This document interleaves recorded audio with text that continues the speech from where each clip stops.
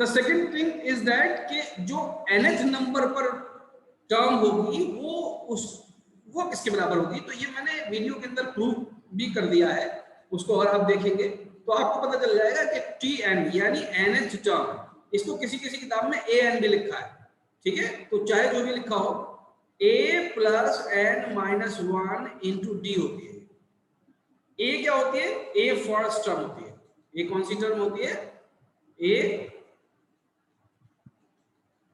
is equal to first term, a first term होती है। और n माइनस 1 जो है वो n क्या चीज है? n वो नंबर है जिस पर ये Tn या An बैठी हुई है। बात समझ भाई, उस नंबर की सीट है, आप ये समझ लीजिए। Where a is the first term and n is the number of the terms, ठीक है। अब एक बहुत इंपॉर्टेंट चीज आती है Sn। फॉर एग्जाम्पल यही वाली एग्जाम्पल ले लें आपकी जो बॉडी मास की थी। ये पहला बॉडी मास था 50, दूसरा 52, 54, 56। तो ऐसे चलते चले जा रहे हैं, कहीं तक पहुंचेंगे। तो मान लीजिए पहली टर्म थी, दूसरी थी, तीसरी थी, चौथी थी, ऐसे चलते चले गए और मान लीजिए n टर्म आ गई। तो इन सब का हम सम भी करना चाहते हैं, सम पता करना चाहते हैं। तो उसके फार्मूला कैसे रखते हैं? उसके फार्मूले को रखते हैं हम Sn। S stands for sum and n stands for n terms. तो n टर्म्स के सम को हमें निकालना है, ठीक है। n टर्म्स में के सम को निकालना है, इसमें से किसी को भी इग्नोर नहीं करेंगे हम, ठीक है। तो इसका फॉर्मूला जो होता है वो होता है Sn is equal to n by 2 2a plus n minus 1 into d, ठीक है। अब इसको अगर हम तोड़ लें तो कैसे तोड़ेंगे? n by 2 को तो एज इट इज लिख देते हैं और हम a को तोड़ लें, a प्लस a लिखते हैं, a plus a plus n minus 1 into D, ठीक है। बात समझ में आ रही है? आप इसको जरा ध्यान से देखिए, एक तो इस वाले फॉर्मूले को देखिए, इस वाले फॉर्मूले को, ये जो लिखवाया, और एक इस वाली टर्म को देखिए। मैं राइट से लिख दूं इसको, एक इस वाली टर्म को देखिए। तो ये an है या नहीं, या Tn है या नहीं, है कि नहीं? इसका मतलब क्या है? n by 2, इसको मैं लिख सकता हूं a प्लस Tn, ठीक है। तो अगर हमें n टर्म्स का सम निकालना है, n टर्म्स का 50 टर्म्स का सम निकालना है, फॉर एग्जांपल हमें 50 टर्म्स का सम निकालना है, तो हम क्या लिखेंगे? फॉर्मूला ये लिखेंगे 50/2, और पहली टर्म जो भी होगी वो लिखेंगे, प्लस आखिरी टर्म जो होगी वो लिखेंगे। आखिरी टर्म मतलब nth वाली टर्म, 50 का ही तो निकालना है, तो 50 टर्म है, हमने ये मान लिया, ठीक है। तो 50वें नंबर पर जो होगी उसको लिखेंगे यहाँ पर, और ये बेसिकली क्या हो जाएगी? 50 n Tn नहीं लिखना चाहिए मुझे, यहाँ पर लिखना चाहिए T50 plus a is the first term and 50 is the number of terms, divide by 2, और ये हो जाएगा S50, यानी 50 टर्म्स का सम। तो ये दो फॉर्मूले बहुत इंपॉर्टेंट हैं, दो फॉर्मूले को आप बिल्कुल याद रखेंगे। कौन से? मैं अलग अलग लिख रहा हूं। एक तो ये है कि nth टर्म कौन सी होगी, कौन सी nth टर्म कौन सी होगी, या an, Tn या An, कहीं कहीं Tn लिख देते हैं, कहीं कहीं An लिख देते हैं, तो डोंट गेट कंफ्यूज। ये टर्म की बात हो रही है कि वो टर्म कौन सी होगी। तो लिखा जाएगा पहली टर्म प्लस n माइनस 1, जिस टर्म की बात चल रही है उससे एक कम, मल्टीप्लाइड बाय कॉमन डिफरेंस, ठीक है। Where a is the first term and n is number of terms, d is common difference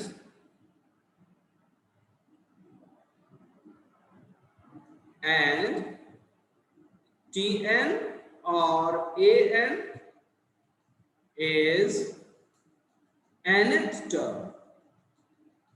okay, तो एक तो आपको ये चीज याद रखनी है, इसको बिल्कुल भी भूलना नहीं है, ये जो चीज है, क्योंकि अगर आप इसको भूलेंगे तो आपको फिर दिक्कत होगी। आगे बढ़ते हैं, दूसरी चीज हमें क्या पढ़नी है, सम ऑफ n टर्म्स। ठीक है, क्या पढ़नी है, सम, स्पेलिंग लिखी, सम ऑफ nth, nth नहीं बल्कि n टर्म्स होना चाहिए। ठीक है, n टर्म्स। ठीक है, इसमें ये नहीं करेंगे हम कि बीच की कोई टर्म छोड़ के आगे वाली टर्म को इंट्रोड्यूस कर लेंगे। ठीक है, जहां से बात हो रही है वहीं से करें। सम ऑफ n टर्म, इसको हम डिनोट करते हैं Sn से। इसका जो फॉर्मूला होगा वो क्या होगा, Sn is equal to n by 2 a plus Tn। ठीक है, where a is the first term and Tn is, Tn यहां पर डिफाइन कर रखा है हम लोगों का, तो अब नीचे लिखने की कोई जरूरत। ठीक है, तो इसको आप समझ गए अच्छी तरीके से, इसको आपको याद रखना है, जहन में हमेशा आपने जो है वो बना के रखना है। ठीक है, आगे बढ़ते हैं। अब देखिए यहां पर कुछ खास और पॉइंट्स लिखे हुए, उनको भी हम डिस्कस करेंगे। The sum of first n positive integers is equal to Sn equal to n plus 1 divided by 2। बात समझ में आती है, where Sn is equal to 1 plus 2 plus 3, और ऐसे चलते चले गए और ये कहां तक चले गए, n तक चले गए। अब n positive integers, n positive integers, positive का मतलब क्या है कि 0 से बढ़े, और इंटीजर्स का मतलब क्या है कि प्रॉपर जो नंबर्स हैं 1 2 3 4 5 करके, उसमें से कितने लेने हैं, n लेने हैं, फर्स्ट n लेने हैं। फर्स्ट n लेने हैं तो शुरुआत कहां से होती है पॉजिटिव इंटीजर्स की, 1 से होती है। तो 1 से स्टार्ट हुई, 2 पर आया, 3 पर आया, 4 पर आया, 5 पर आया, 6 पर आया, कहां तक गया, n तक गया। n में भी 100, n में भी 50, n में भी 500, n में भी 5000। बात समझ में आई? इन सब का सम निकालना चाहते हैं, इन सब का सम निकालना चाहते हैं, तो किस फॉर्मूले से निकालेंगे, इस फॉर्मूले से। ये याद कर लीजिएगा आप लोग formula, Sn will be equal to n plus 1 multiplied by n divided by 2। अगर 50 नंबर का सम निकालना है तो 50 नंबर का सम निकालना है तो 50 प्लस 1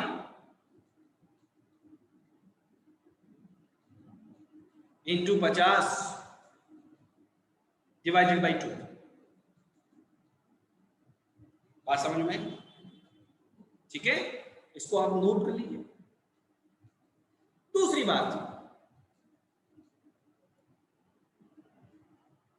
अगर कोई 3 नंबर एपी में है, एपी में फॉर एग्जांपल मैं कहूं 10 15 10 15 एंड 20, ये बताइए मुझे क्या ये अरिथमेटिक प्रोग्रेशन बना रहे हैं या नहीं?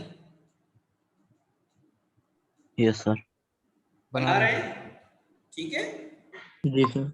ठीक है, इसको अगर मैं ए बोलूं, इसको बी बोलूं, इसको सी बोलूं तो कोई परेशानी तो नहीं आप लोगों को? तो हमेशा एक फॉर्मूला बनेगा इनके बीच में, b is equal to a plus c by 2। बीच वाला जो नंबर होगा वो हमेशा इन दोनों का मीन होगा। ये बात याद रखिए, ये बात आपको हो सकता है थोड़ी सी उधर भी तवज्जो दिलानी पड़े जब आप स्टैटिस्टिक्स पढ़ रहे हो। ठीक है, क्योंकि आपने देखा 15 is equal to 10 plus 20 divide by 2।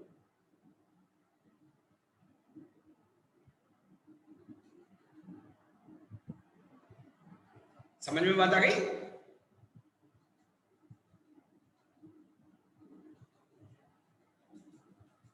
ठीक है, यस सर। इसको क्या बोलते हैं? इसको बोलते हैं अर्थमेटिक मीन।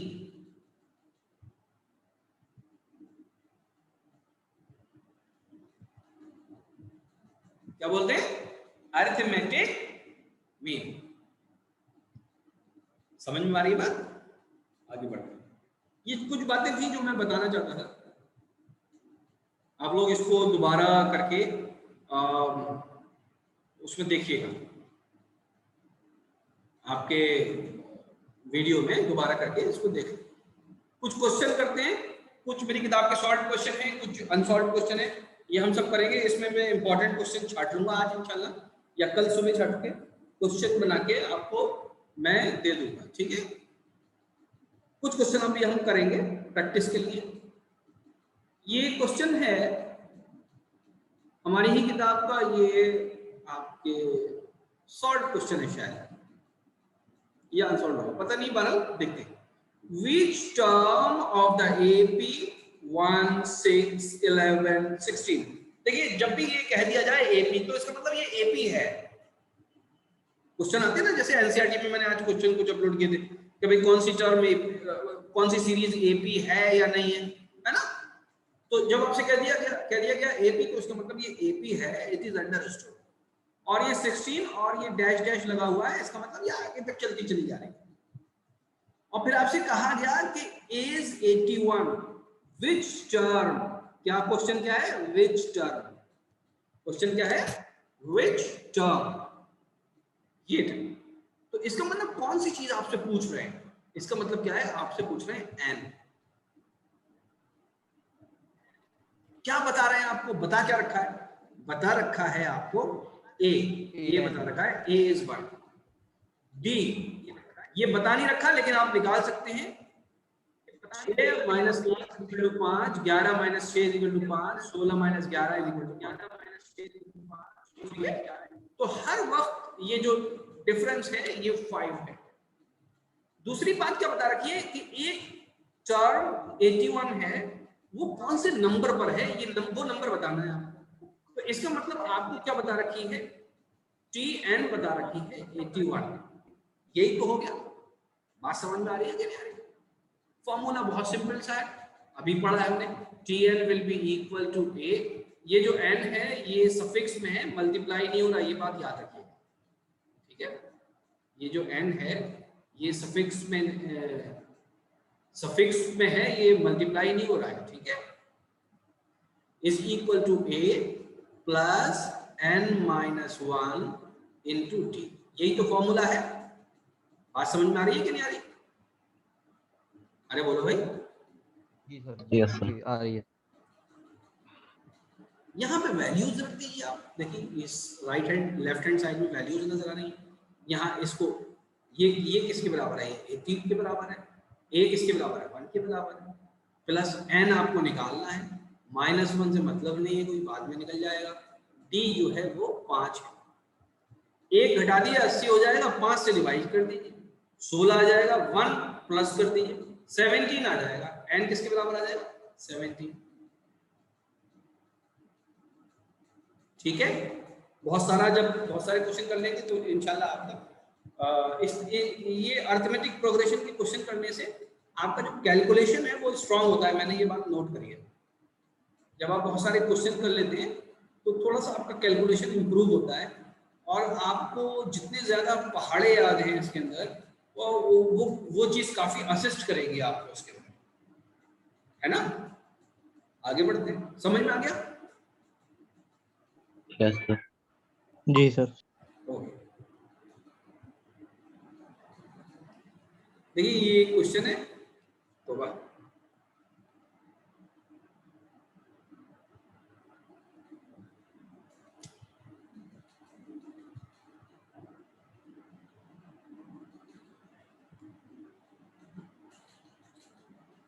मैंने ये क्वेश्चन दरअसल अपने टेक्स्ट से कॉपी किया है, तो वो जो चीजें इक्वेशन एडिटर में टाइप थी वो आ नहीं पाई। समझे आप? तो वो मैं देख लूं मैंने ये क्वेश्चन कहाँ से कॉपी किया है। The common difference of an AP is यहाँ पर है भाई -2।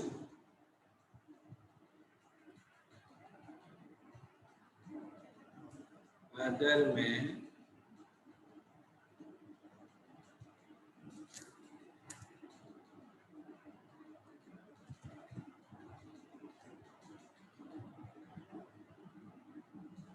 यहाँ पर क्या है, यहाँ पर है -2, ठीक है। और क्या चीज भूल गया मैं? Find its sum if it first term, कहाँ लिखा है ये? बच्चे आज बेचारे बड़े परेशान हो गए। Find its sum if it first term is 100 लिखा हुआ है and the last term is 10 -10। Okay, इसको एमसीक्यू में फ्रेम किया जा सकता है सवाल को, लेकिन एमसीक्यू में नहीं करके हम इसको ऐसे ही कर लेंगे, ठीक है। ठीक, कह रहे हैं the common difference of an AP is -2। इसका मतलब हमें डी बता रखा है, डी इज -2। मैंने अभी बताया था आपको डी निगेटिव भी हो सकता है। Find its sum if it first term is 100। First term कितनी है इसकी? फर्स्ट टर्म कितनी है इसकी? फर्स्ट टर्म का मतलब a कितना है? 100 है। एंड द लास्ट टर्म, यानी a का मतलब लास्ट टर्म का क्या मतलब हो गया? tn, वो कितनी है? -10। फर्स्ट टर्म भी दे रखी है, लास्ट टर्म भी दे रखी है, और आपसे निकाला क्या है? फाइंड इट्स सम, Sn निकलवाया। क्या निकलवाया है? Sn निकलवाया है। Sn का क्या फॉर्मूला होता है, कोई मुझे बताएगा? अभी बताया था मैंने, n/2 a प्लस tn, यही तो बताया था। Yes sir. क्या हम इससे निकाल सकते हैं? इस फॉर्मूले से निकाल सकते हैं? बताइए सर अभी नहीं है। सूर्यांश निकाल सकते हैं इससे हम बेटा? अजहान अली इससे निकाल सकते हैं बेटा? बोलिए।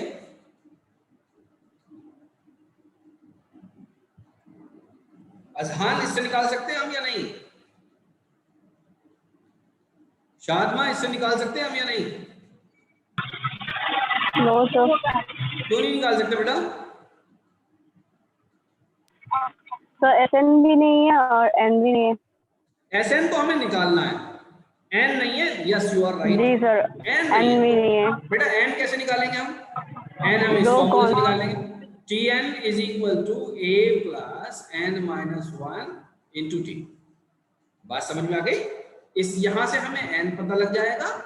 जब n पता लग जाएगा तो n को हम यहां पर पुट कर देंगे, फिर हमें Sn पता निकाल लेंगे। आप सब लोग? जी सर। Yes sir. सिराज आप निकाल लेंगे? जी सर निकाल लेंगे।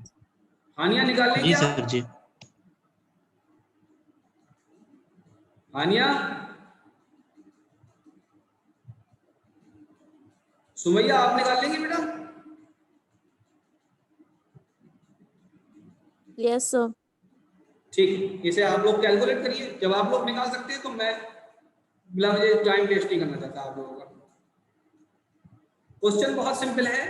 Find the sum of all odd numbers lying between 10 and 100। 10 और 100 के बीच में जितने भी ऑड नंबर्स हैं सबका सम निकालना है हमें। बात समझ में आती है? तो पहला नंबर कौन सा होगा, कोई मुझे बता सकता है? 11। पहला नंबर 11, बिल्कुल सही। दूसरा कौन सा होगा? 13, फिर 15, और ऐसे ही चलते चले जाएंगे यहां तक कि हम 99 तक पहुंचेंगे। बात समझ में आ गई? ये क्या है? ये A है। ये क्या है? ये Tn है। और D बीच में हमें कितना नजर आ रहा है? 2 नजर आ रहा है। बात समझ में आ गई? तो A is 11, D is 2, Tn is 99. What they are asking? They are asking sum. सम ही तो पूछ रहे हैं। बात समझ में आ रही है कि नहीं आ रही? तो क्या चीज हम पहले निकाल लें? सबसे पहले हम n निकाल लें। क्या निकाल लें? n निकाल लें। फिर सम Sn का क्या फॉर्मूला होता है? n/2 a plus Tn। बात समझ में आ गई? ठीक है, पहले वाले सवाल की तरह है, लैंग्वेज बदल जाने की वजह से बहुत बदला हुआ सवाल लगने लगता है, अदरवाइज ये बदला हुआ सवाल नहीं है, आसान सवाल है। सब लोग कैलकुलेट कर लेंगे इसको? जी सर। अच्छा, मैं पूछूंगा अभी, देखिए अजहान, आपकी आवाज नहीं आ रही है बेटा? अब तक मेरी आवाज पहुंच नहीं रही है क्या?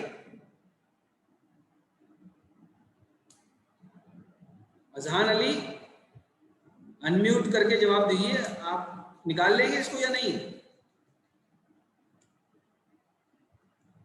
सिराज, आप निकाल लेंगे? जी सर, निकाल लेंगे। ठीक है। अच्छा, ये जो मैं कह देता हूं ना, सब लोग मेरी बात सुन रहे हो इस टाइम या नहीं, साथ के साथ स्टूडेंट?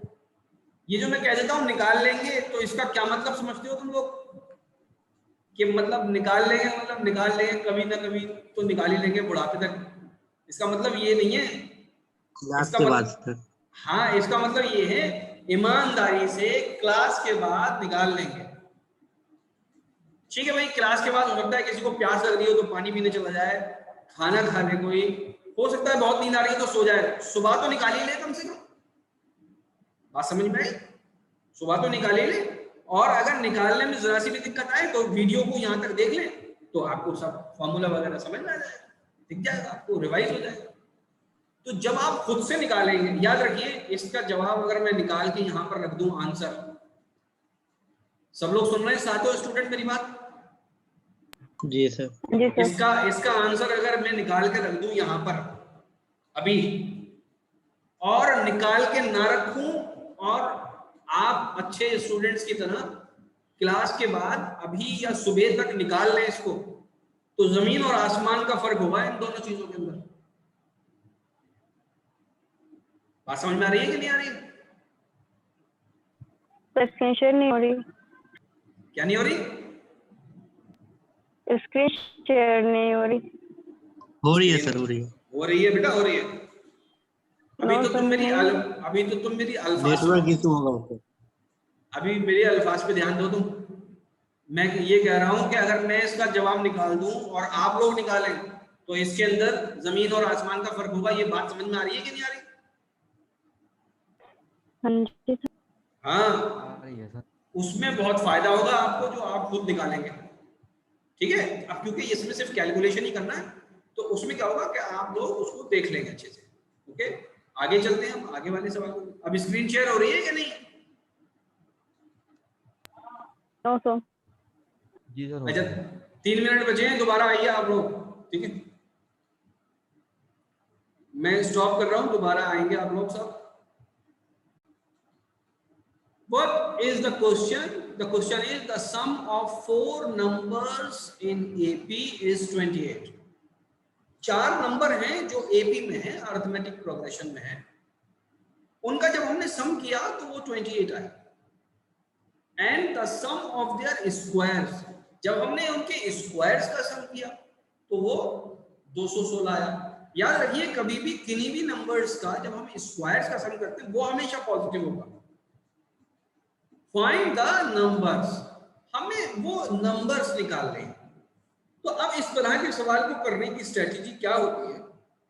जब हम वो नंबर लिखना शुरू करें तो हम तो ऐसे भी लिख सकते हैं x1, x2, x3 and x4। तो इन सब का अगर हम सम लिख देंगे तो वो किसके बराबर आ जाएगा? 28 के बराबर आ जाएगा। अगर इनके स्क्वायर्स का सम लिखेंगे तो x1 square plus x2 square plus x3 का स्क्वायर प्लस x4 का स्क्वायर, ये किसके बराबर आ जाएगा? ये 216 के बराबर आ जाएगा।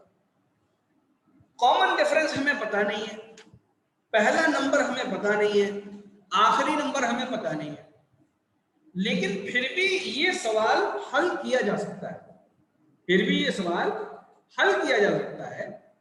किस स्ट्रेटेजी से किया जा सकता है कि जब भी आपसे कहा जाए 3 नंबर हमें बताइए कि जब भी आपसे ये कहा जाए कि हमें कोई 2 नंबर बताइए जो किसमें है, जो अरिथमेटिक प्रोग्रेशंस में है, 3 नंबर बताइए। जब भी आपसे ये कहा जाए कि 3 नंबर बताइए, 3, ऐसे नहीं लिखूंगा मैं, ऐसे लिखूंगा 3 numbers in progression, in arithmetic progression, ठीक है। जब भी आपसे 3 नंबर्स इन अरिथमेटिक प्रोग्रेशंस कहे जाएंगे तो आप लिखेंगे a माइनस डी, दूसरा लिखेंगे a, तीसरा लिखेंगे a प्लस डी। मैंने b लिख दिया, इसको क्या लिखेंगे, a प्लस डी। बात समझ में आ रही है? पहली टर्म ये लिखेंगे, दूसरी ये लिखेंगे और तीसरी ये लिखेंगे।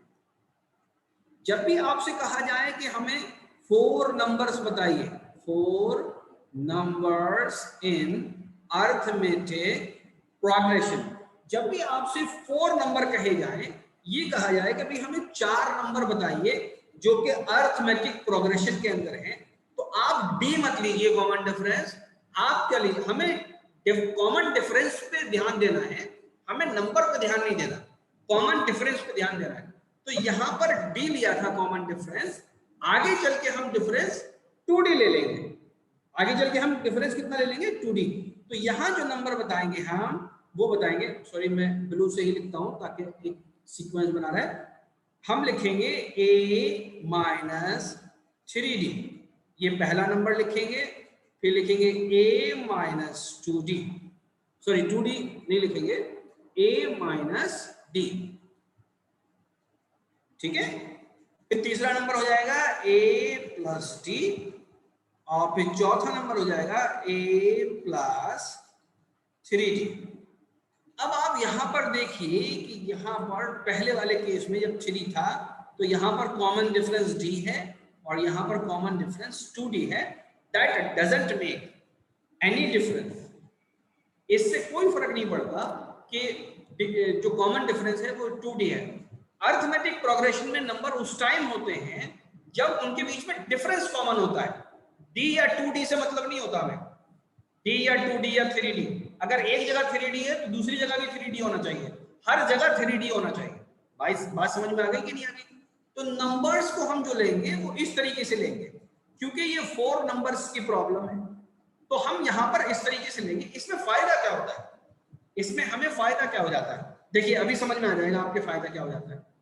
अगर इनको जोड़ दें आप, a प्लस, सॉरी प्लस नहीं है minus, a minus 3d plus a minus d plus a plus d plus a plus 3d, ये सम किसके बराबर है जरा मुझे बताइए। प्रॉब्लम के अंदर आपको ऊपर दिख रहा होगा, ये सम किसके बराबर है, 28 के बराबर है। किसके बराबर है, ये 28 के बराबर है।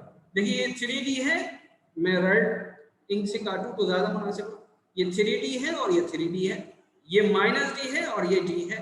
आपको क्या मिलेगा, 1a 2a 3a 4a, तो 4a is equal to 28, a is equal to 7 मिल गया।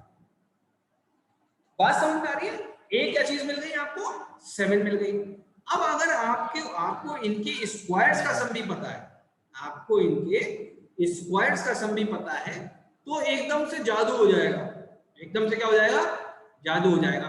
कैसे जादू हो जाएगा, क्या बता रखा है आपको, a माइनस 3d का स्क्वायर, इसका सम a माइनस d, सॉरी मैंने b लिख दिया, a माइनस d का स्क्वायर इसका, प्लस a प्लस d का square plus a plus 3d का स्क्वायर, ये किसके बराबर है, ये 216 के। जब आप इसको कैलकुलेट करेंगे, क्योंकि यहां पर अब आपको क्या चीज पता है, यहां पर a की वैल्यू पता है, तो a की वैल्यू आप यहां भी पुट कर देंगे, यहां भी पुट कर देंगे, यहां भी पुट कर देंगे, यहां भी पुट कर देंगे। बात समझ में आ रही है कि नहीं आ रही? d की वैल्यू निकल जाएगी, d की वैल्यू 2 होंगी, एक होगी प्लस और एक होगी माइनस। बात समझ में आ गई? एक क्या होगी, एक प्लस होगी और एक माइनस होगी। कोई भी एक वैल्यू ले लेंगे, 10 नंबर था, फिर निकाल लेंगे आप 7। देखिए ये 7 था, अगर a 7 था तो a में से आप प्लस डी की value for example d is equal to आपने एक +1 ले लिया, डी को क्या ले लिया आपने +1 ले लिया, तो 7 माइनस 3 a माइनस 3 इंटू 1, तो पहली टर्म किसके बराबर हो जाएगी बताइए मुझे, 7 माइनस 3 इज इक्वल टू 4, दूसरी टर्म किसके बराबर हो जाएगी, अरे बोलो भाई, 7 माइनस 1 इज इक्वल टू 6, तीसरी टर्म किसके बराबर हो जाएगी 7 प्लस 1 इज इक्वल टू 8, चौथी टर्म किसके बराबर हो जाएगी 7 प्लस 3 इज इक्वल टू 10। जरा इनको जोड़ें, 4 और 6 10 और 8 18 और 10 28, इनको जब जोड़ेंगे तो 28। तो जब भी आपको 2 नंबर लेने हो, अगर 5 नंबर लेने हो तो क्या लिखेंगे हम, ये एक ट्रिक है, अगर 5 नंबर, इस सवाल को तो आप करिएगा, मैंने रिकॉर्डिंग तो करी दी है, तो इसको देख लीजिएगा, देख के समझ में आ जाएगा आपके, अगर अभी नहीं आ रहा हो। If 5 numbers are in arithmetic progression, अगर 5 नंबर अरिथमेटिक प्रोग्रेशन में है तो हम डी किस तरीके से लेंगे, हम किस तरीके से मानेंगे, तो वहां पर हम डी जो रखेंगे वो रखें एक डी का ही डिफरेंस रखें, तो पहला नंबर लें हम a माइनस 2d, 0 के अबाउट हमें मूव करना, a माइनस 2d, ये फर्स्ट टर्म हो जाएगी, a माइनस डी, बात समझ में आई, फिर हो जाएगा a, फिर हो जाएगा a plus D, a plus D, और फिर हो जाएगा a प्लस 2d। फायदा ये होगा इससे कि अगर आप इन्हें जोड़ेंगे, अगर आप इन्हें जोड़ा, अगर आपने इनको क्या किया, अगर आपने इनका सम निकाला तो डी गायब हो जाएगा, कॉमन डिफरेंस गायब हो जाएगा और आपको पास 5a मिल जाएगा, ठीक है। तो in order to eliminate the common difference for the case of summation of all the terms of the sequence, we put the values in such a manner that we can eliminate the common difference, हम common difference को eliminate कर सके, इसलिए हम इस तरीके से लिखते हैं, और भी कई तरीके से लिख सकते हैं, लेकिन वहां पर अगर हमें किसी और कोई और कैलकुलेशन या कोई और चीज दे रखी हो तो उसके हिसाब से लिखेंगे। फिलहाल आपके लेवल पे इतना काफी है कि 5 टर्म से ज्यादा तक का आपका आने वाला नहीं है, ये बात याद रखिए, ठीक है, बात समझ में आ गई। इस चीज को आप देखेंगे दोबारा, ये थोड़ी सी इंपॉर्टेंट चीज है, और ये थोड़ा सा क्योंकि नई चीजें शुरू हो रही है तो आप जरा इसको ध्यान से देखेंगे। अभी तक जो हम पढ़ते चले आ रहे थे एंगल्स वगैरह, तो उसमें काफी चीजें नजर आ जाती थी, यहाँ पर नजर कुछ नहीं आता, कैलकुलेट करना पड़ता है। कह रहे हैं the common difference d of an arithmetic progression, तो ये बिल्कुल ही बच्चों वाला सवाल है, इसमें 3 में से 7 घटा दीजिए, 3 माइनस 7, तो ये कॉमन डिफरेंस ही आएगा -4, तो -4 इज द आंसर, ठीक है, यही आपका आंसर है, ठीक है। पता नहीं ये मैं किस झोंक में इस सवाल को ले गया हूं, इतना आसान सवाल आपको आज तो कोई भी सवाल सकता है, ठीक है। Now the question is this one. What is the question? The first term of AP is 5. The common difference is D. The last term is 8. The number of term n पूछा है, आपको A दे रखा है 5, common difference 3 है, last term का मतलब Tn दे रखी है 80, n आपसे पूछा है, तो Tn is equal to a plus n minus 1 into t, Tn दे रखा है, a दे रखा है, d दे रखा है, ये आप निकाल लेंगे, तो मुझे कराने की जरूरत तो नहीं है इसको। अजहान अली, नो सर, अजहान, अजहान तुम्हें मेरी आवाज नहीं पहुंच रही या तुम्हारी आवाज मेरे तक नहीं पहुंच रही?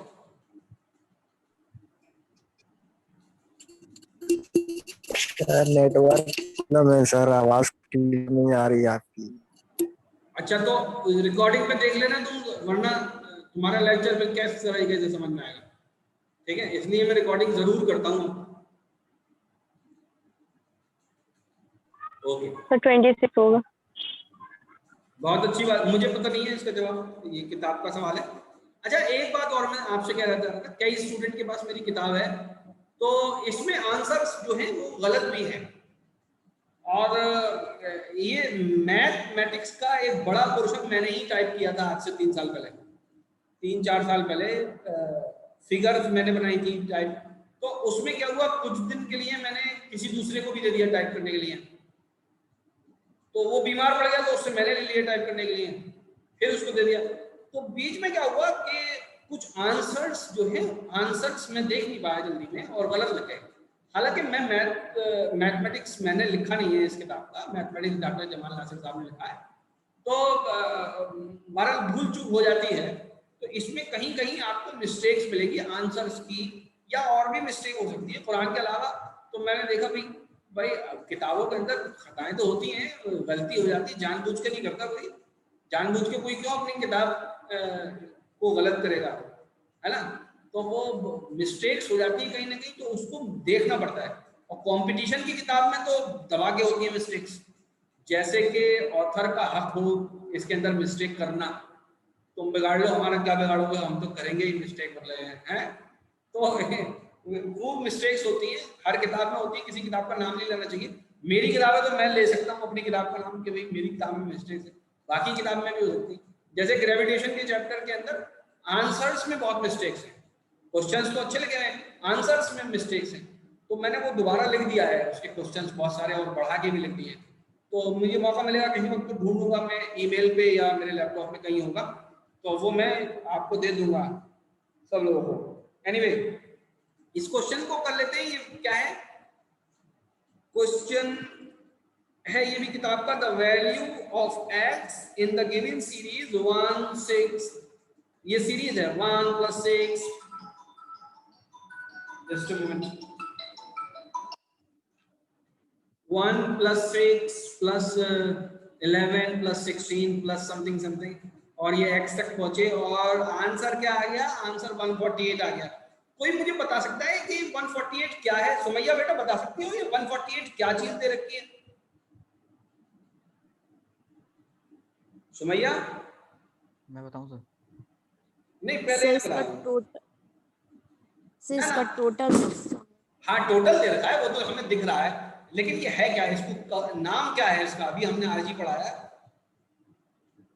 तो ये लास्ट टर्म है।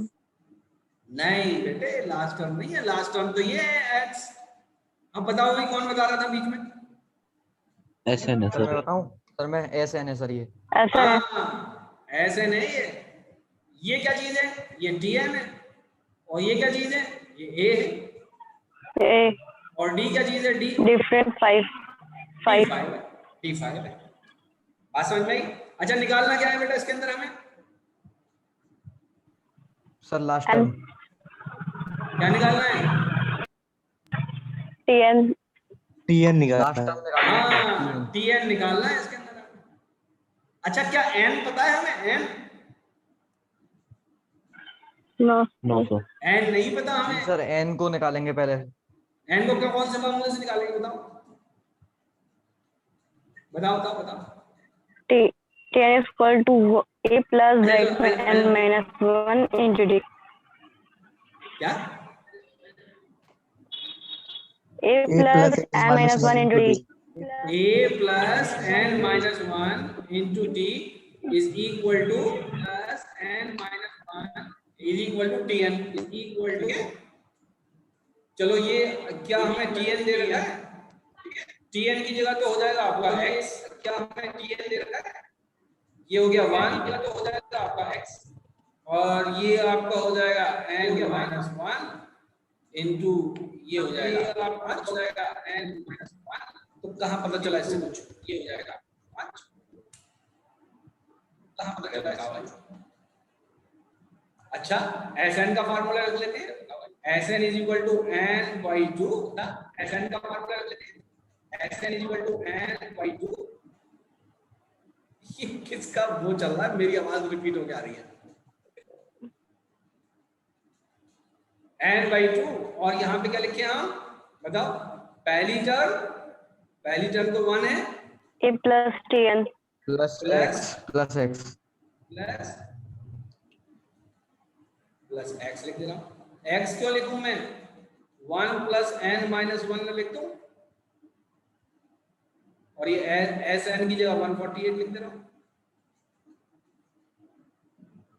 अरे बोलो भाई। जी सर। जी सर। देखो मेरे पढ़ाने में एक कमी है थोड़ी सी, वो कमी क्या है कि मैं साफ काम नहीं करता हूँ बिल्कुल भी बोर्ड पर, मैं काट पीट बहुत करता हूँ। बात समझ में आ गई कि नहीं आई? अरे ये फॉर्मूला समझ में आ गया तुम लोगों के या नहीं? Yes sir. हाँ जी सर, फर्स्ट इक्वेशन का। चलो सवाल खत्म हो गए, अब सो जाओ तुम लोग जाके। ऐसा है, अब सुनो मेरी बात, इसके अंदर बहुत सारे सवाल हैं, इसके अंदर सवाल बहुत सारे हैं और आते भी हैं। और देखो एक बात सुनो, इसका कोई सवाल मुश्किल नहीं होता। मुश्किल का मतलब क्या है? इंटरेस्टिंग होता है। मुश्किल तो होता है लेकिन इंटरेस्टिंग भी होता है साथ के साथ, अच्छा अच्छा लगता है, मजा आता है सॉल्व करने में। तो इसको जरा अच्छे से दिल से कर लो और तुम्हें फायदा ये होगा इसमें। देखो तुम्हें 10th का इम्तिहान भी देना है अभी, 1 महीने के अंदर तुम्हें 10th का इम्तिहान भी देना है, तो प्रैक्टिस कर लो। प्रैक्टिस में नियत दोनों की कर लो, 10th की भी कर लो और 11th एंट्रेंस की भी कर लो। बात समझ में आ रही है कि नहीं आ रही सिराज? जी सर। जी सर। हाँ तो दोनों की नियत कर लो। नियत का बड़ा फर्क होता है, नियत खाली तुम 10th की करोगे तो 10th का इम्तिहान जिस दिन खत्म होगा उसके अगले दिन भूल जाओगे तुम सारी चीजें, ठीक है? नियत का मैंने बताया था तुम्हें एक बार, दूध लेने जाते थे एक साथ। जी सर। जी। हाँ जी सर। हाँ तो नियत दोनों की कर लो, जब पढ़ाई करो तो 10th की भी और हमारे 11th एंट्रेंस की भी। जिन बच्चों ने 10th कर रखा है कोई बात नहीं, उनकी एक ही नियत में अल्लाह ताला बरकत दे, लेकिन जिन्होंने 10th करना है वो तो दोनों की कर सकते हैं, तो दोनों की कर लो। अब मैं आज मेरा काम ये है कि आज तो मैं नहीं कर पाऊंगा, मैं या सुबह में मैं आपकी जो किताब है आर.डी. शर्मा उसको खंगा लूंगा और जो पुराने पेपर है उसको खंगा लूंगा और कल इसमें से और कुछ सवाल निकालूंगा जो कि जिससे कि थोड़ा सा आपकी प्रैक्टिस हो जाए, ठीक है? ये हमारी किताब के अंदर जो सवाल दिए हुए हैं ये करीब 70 सवाल हैं, ये सब कर लीजिए। आपके पास जो और किताबें हैं और ऑथर्स की किताबें हैं उनके भी कर लीजिए और जितने आप मैक्सिमम कर सकें उतने कर लीजिए। जितने आप कर लेंगे ना उतना आपको आपके लिए अच्छा है। अभी देखिए गर्मियां भी शुरू हो गई हैं। एक दिक्कत ये है कि जिस हिंदुस्तान के जिस इलाके में हम रहते हैं, हम लोग रहते हैं, ज्यादातर लोग हम लोग एक ही तरफ के हैं, इक्का दुक्का स्टूडेंट्स के अलावा, जैसे उमर रहते हैं कश्मीर में, अदरवाइज हम लोग सब एक ही जैसे टेम्परेचर में रहते हैं। और हम लोगों के साथ दिक्कत ये है कि यहाँ सर्दी भी बहुत पड़ती है और गर्मी भी बहुत पड़ती है। आप लोगों ने कभी ये बात नोट करी है या नहीं करी? Yes sir. जी सर। तो ना तो बहुत ज्यादा सर्दी में पढ़ाई होती है ना बहुत ज्यादा गर्मी में, ये बड़ी दिक्कत है। बहुत ज्यादा गर्मी में भी पढ़ाई नहीं हो पाती है, बहुत ज्यादा सर्दी में भी पढ़ाई नहीं हो पाती है। तो हम लोगों को पढ़ने के बहुत अच्छा एटमॉस्फेयर नहीं मिलता है। जो ज्योग्राफिकल एटमॉस्फेयर है वो हम लोगों के पास पढ़ने का बहुत अच्छा नहीं है। हम लोग ऊटी वगैरह में थोड़ी रहते हैं, हम लोग नैनीताल में थोड़ी रहते हैं, हम लोग तो ऐसी जगह रहते हैं यार धूल धप्पड़ चलती रहती है हर वक्त, मतलब ये लू चल रही है, कभी कभी कोहरा चल रहा है, कभी शीत लहर चल रही है, मतलब इस तरह के ड्रामे होते रहते हैं हमारी जिंदगी के अंदर। तो इसमें हमारी पढ़ाई नहीं हो पाती बहुत अच्छी तरीके से। अब इसी में हमें करना भी है, तो अपना जो पढ़ने का शेड्यूल है वो इस तरीके का बनाए कि टेम्परेचर सही हो, जिस टाइम आप उस टाइम पढ़ें तो दिमाग भी जरा काम करेगा। जैसे सुबह के वक्त सुबह 4 बजे अगर कोई बच्चा उठ रहा है तो उसका मैं स्टाम्प पेपर पे लिखने के लिए तैयार हूँ कि उसका सिलेक्शन जरूर होगा इंशाल्लाह।